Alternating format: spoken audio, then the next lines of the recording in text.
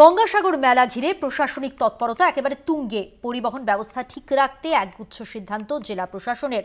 মুড়িগঙ্গা নদীতে চলছে পলি কাটার কাজ। ভেসেলের পাশাপাশি 8টি বড় বার্জ চালানো হবে। দেখুন, গঙ্গাসাগর মেলাকে ঘিরে পরিবহন ব্যবস্থা ঠিক রাখতে একগুচ্ছ পরিকল্পনা জেলা প্রশাসনের। সাগর মেলায় পুণ্যার্থীদের কাছে ভোগান্তির কারণ হয়ে দাঁড়ায় কাকদ্বীপের মুড়িগঙ্গা নদী।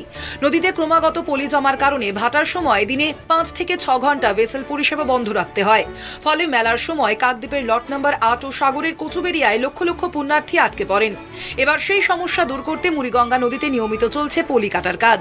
পাশাপাশি এবারের মেলায় ভেসেলের পাশাপাশি 8টি বড় বার্জ চালানো হবে। প্রতিবার 2500 মানুষ যাতায়াত করতে পারবে। দক্ষিণ 24 পরগনার জেলা শাসক সুমিত গুপ্তা, সুন্দরবনের পুলিশ সুপার কোটেশ্বর রাও বার্জ ঘুরে দেখেন। কুয়াশার কারণে ভেসেলগুলিতে বসছে জিপিআরএস এর সঙ্গে সরাসরি যোগ থাকবে মেলার মেগা কন্ট্রোল রুমের। কুয়াশার জন্য আধুনিক বিদেশি আলো বসানো হবে, যেগুলি বিমানবন্দরে থাকে। আমাদের ড্রেজিংগুলো কিন্তু অলরেডি গত মাস থেকেই চালু হয়ে গেছে। আমাদের যে ড্রেজিংগুলো ইরিগেশন দফতর করে, আজকে আমরা একটা বড় বার্জ জাকির হোসেন, এই বার্জগুলোকে আমরা প্রত্যেক মেলাতেই ব্যবহার করি। জাকির হোসেন, বিবিগিরি, বড় বড় বার্জ। আজকে আমাদের এই বার্জে আমাদের সঙ্গে আমাদের এসপি সুন্দরবন শ্রী কোটেশ্বর রাও এখানে রয়েছেন।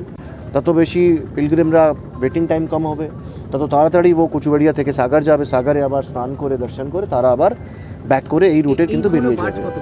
মূলত পরিবহন ব্যবস্থাকে মসৃণ করতে জেলা প্রশাসনের একগুচ্ছ সিদ্ধান্ত। এখন অপেক্ষা মহেন্দ্রক্ষণের। সাগর থেকে কোয়েল মণ্ডলের রিপোর্ট, কলকাতা টিভি।